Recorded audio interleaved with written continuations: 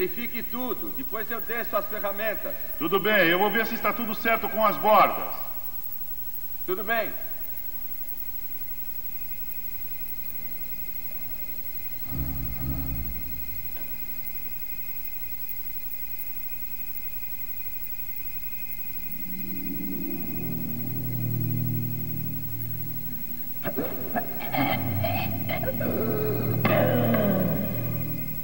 Como está indo aí, Marty?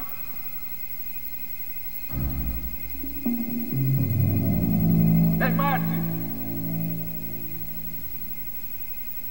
Você está legal?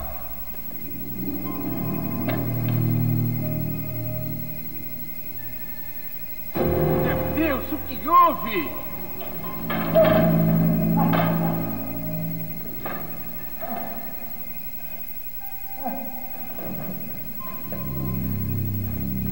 Eu estou indo! Acorde!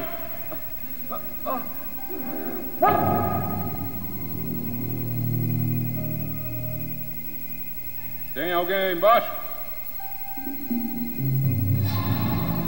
Nossa. É você? Ei, Harry, você está bem?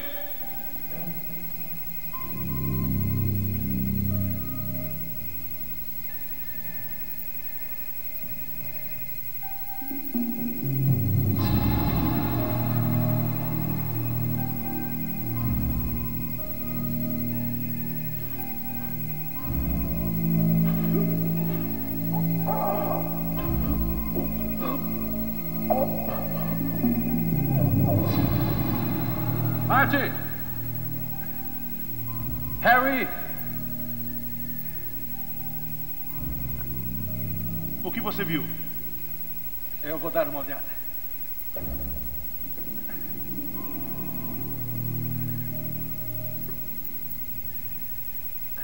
Pegue a lanterna.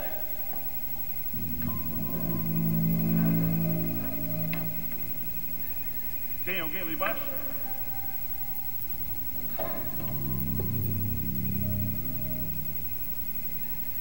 Pegue a máscara. Tem 3 lá. Acho que estão asfixiados.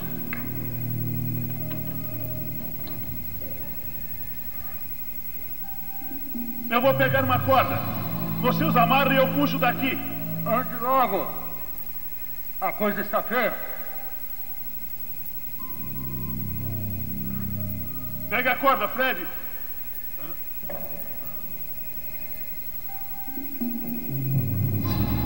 Amarre bem, hein?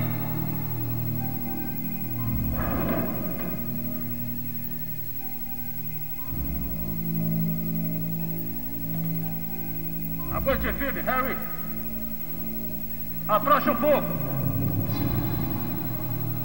Eu vou buscar socorro. Você está bem, Fred?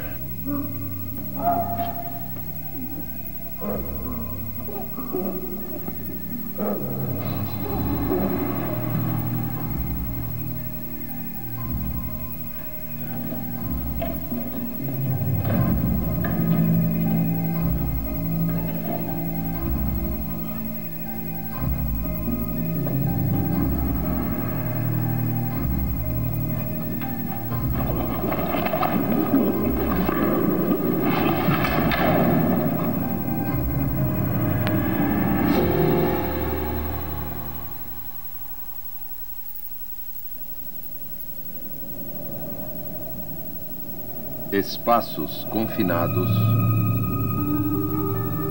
espaços mortais. Distribuído no Brasil por Ciamar.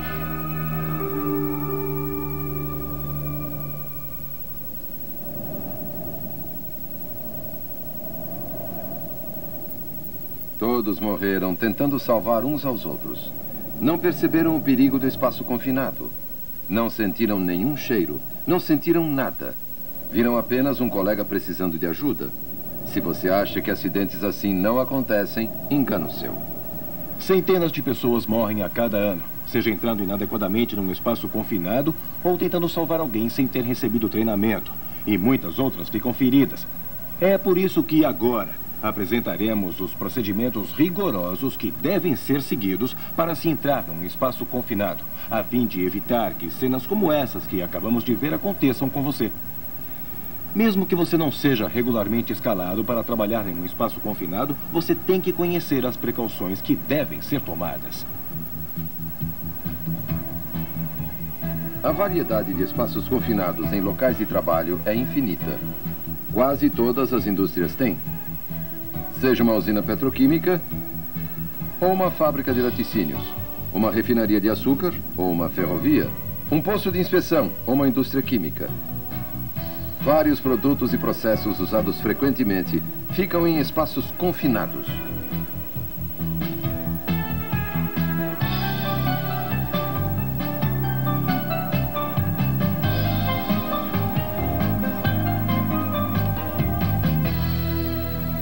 Em primeiro lugar, é importante saber o que é um espaço confinado. Não é um lugar projetado para a permanência de pessoas. Em outras palavras, ele é projetado com o propósito de acomodar coisas, não pessoas. As passagens de entrada e saída são pequenas. Pode ser desajeitado entrar e sair, pois, como já dissemos, ele não é feito para acomodar pessoas. A terceira característica é a circulação de ar. A ventilação em seu interior é precária. Não é um ambiente apropriado para as pessoas respirarem. É provável que existam vários exemplos de espaços confinados no seu local de trabalho. Eles podem ser grandes, como tanques e reatores. Podem ser pequenos, como as casas de máquina. Podem ser subterrâneos, como a rede de água e esgoto. Ou acima da superfície, como caldeiras e fornalhas. Espaços confinados podem ser quadrados, redondos, cilíndricos, alongados, estreitos, na vertical, na horizontal, ou ter formatos específicos. Nunca se esqueça, não importa o tamanho nem a forma, o importante é que o espaço confinado não é adequado para a permanência de pessoas. Mas quem entra nesses locais é porque realmente precisa entrar.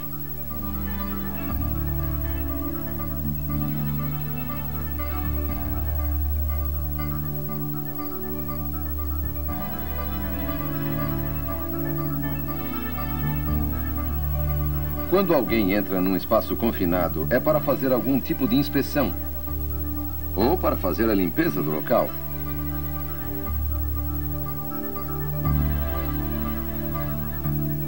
Muitas vezes, é preciso fazer a manutenção de um espaço confinado.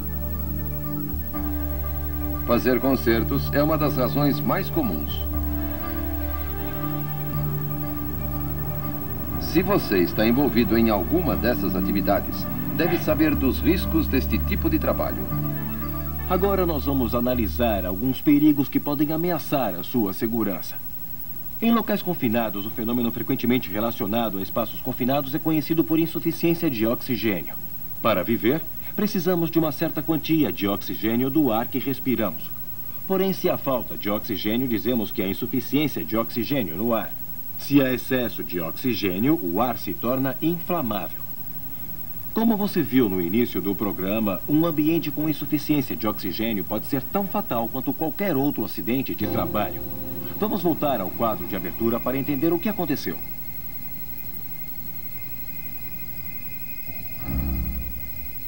Nós vamos ver aquilo que os operários não viram. Vamos ver como um perigo invisível e letal tirou a vida de 5 trabalhadores desavisados. A primeira vítima entrou para fazer a manutenção de rotina. A princípio, não teve dificuldades em respirar. Mas ele não sabia que na parte inferior do tanque havia insuficiência de oxigênio. Pouco antes de entrar, um gás mais forte havia sido usado no tanque. Não era um gás tóxico, mas era mais pesado do que o ar, depositando-se no fundo. O ar respirável foi deslocado para cima. Apesar de haver oxigênio suficiente na parte de cima do tanque, a parte de baixo apresentava insuficiência de oxigênio. Quando o operário se abaixou, ficou repentinamente sem oxigênio para respirar.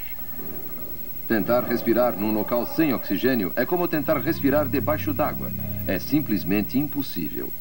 Tomado pelo pânico, ele ficou imediatamente incapacitado para reagir. Quando tentou resgatar seu colega, a segunda vítima fez a mesma coisa. Sem treinamento e achando que poderia salvá-lo, não pensou 2 vezes antes de entrar. Depois, um terceiro operário, ouvindo barulho, entrou também. Um após o outro, todos entraram no ambiente com insuficiência de oxigênio, sem se darem conta do perigo.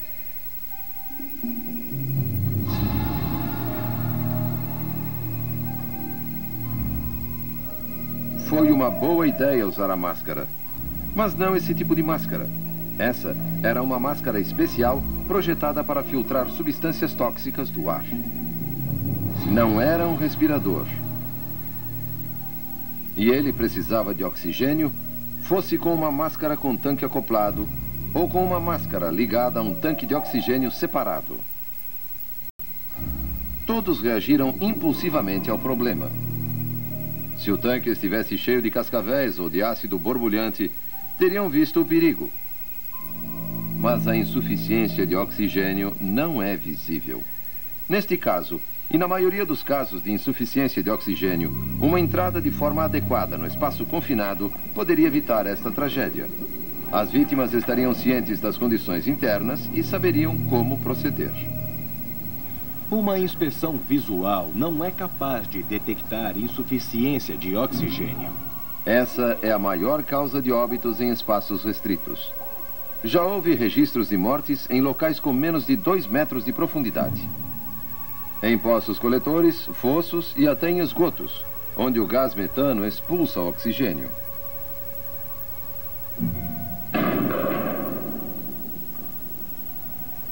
Por um instante fatal, um operário destreinado tenta entrar no tanque para recuperar um objeto.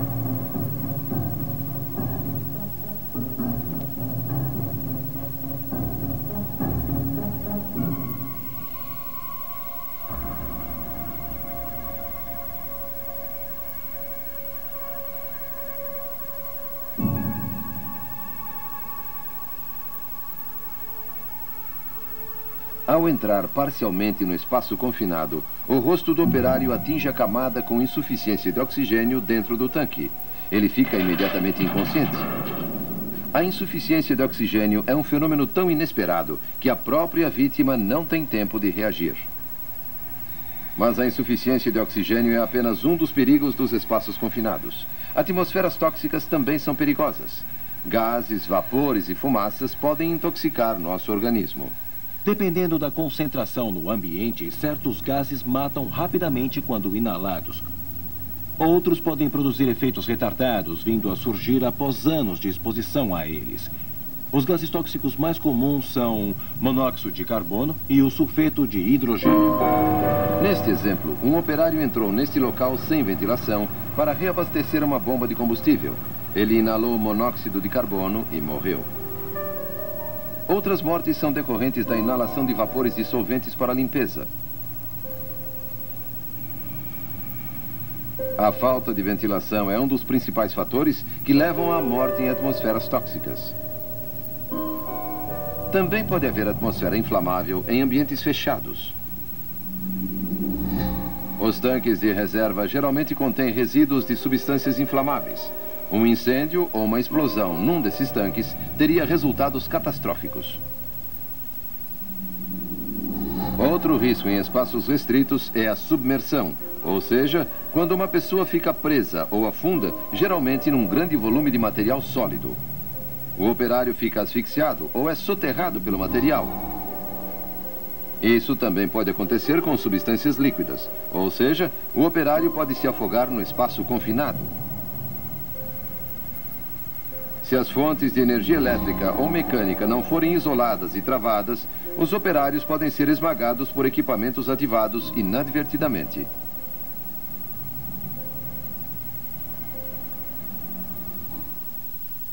Todos esses problemas que mostramos são muito comuns nesse tipo de trabalho, mas podem ser evitados com precaução e um bom treinamento.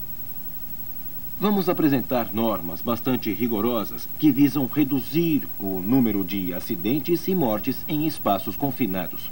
Mesmo que você nunca tenha entrado num espaço confinado, é bom conhecer como é feita uma autorização. Sua empresa identificou os espaços confinados que se enquadram à definição das áreas que necessitam de autorização. Vamos ver como é feita uma autorização para a entrada em espaços confinados e analisar o que deve ser feito antes de qualquer entrada. Ninguém pode entrar num espaço confinado que necessite de autorização até que um formulário seja preenchido. O tipo de trabalho, o local e o nome do responsável devem constar do formulário. O horário da entrada será anotado, assim como o horário estimado da saída, geralmente não ultrapassando um turno de 8 horas. A autorização tem uma lista de medidas de segurança que podem servir para o trabalho que você vai executar. Todas as fontes de energia que atuam no espaço confinado devem ser descarregadas e trancadas. As linhas devem ser interrompidas, tampadas ou eliminadas.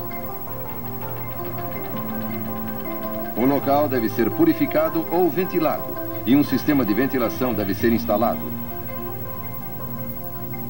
A área deve ser isolada para que o trabalho seja feito em segurança.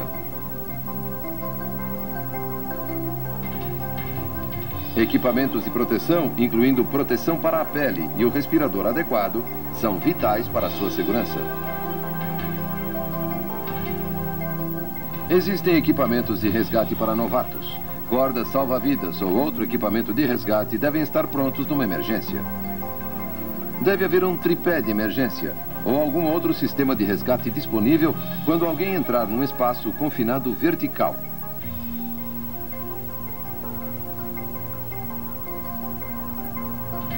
Podem ser necessárias lanternas especiais e ferramentas antifaíscas numa atmosfera inflamável. Todos esses equipamentos devem estar relacionados na autorização. Além de todas essas medidas de precaução, é preciso coletar uma amostra do ar para a autorização ser dada. É feita uma análise da qualidade de ar do espaço confinado por um técnico especializado. Essa análise indica a quantidade de oxigênio do local. Não esqueça, se o resultado for abaixo de 19,5%, há insuficiência de oxigênio. Se for acima de 22%, há saturação de oxigênio. Verifica-se se há gases explosivos que possam entrar em combustão durante o trabalho. Verifica-se também se há vapores, fumaças ou partículas de substâncias químicas nocivas. Somente depois de verificados estes aspectos da qualidade do ar, podemos trabalhar com segurança. Os encarregados da segurança também constam da autorização.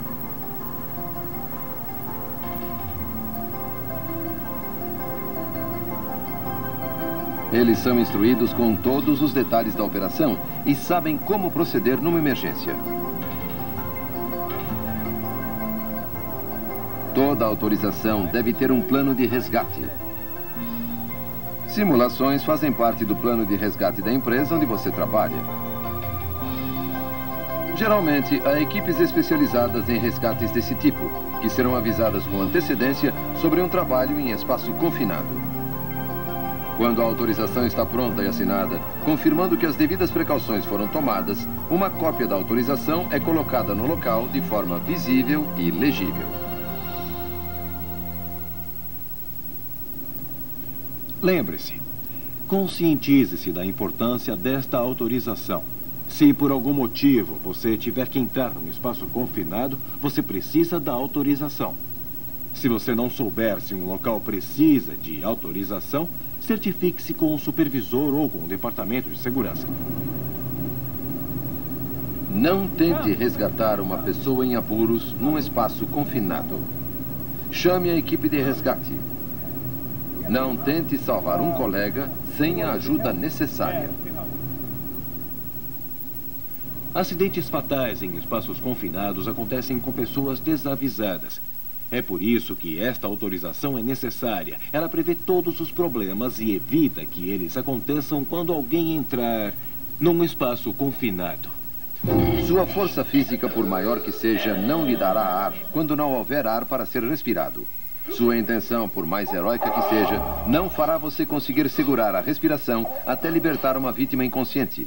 E nenhuma amizade justifica você preferir se suicidar a chamar uma equipe de resgate.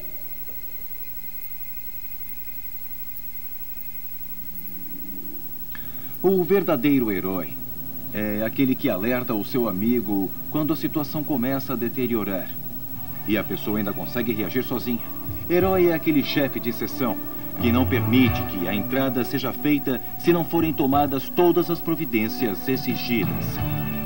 O verdadeiro herói é aquele que passa horas e horas treinando para, quando for preciso, poder resgatar alguém quando for necessário.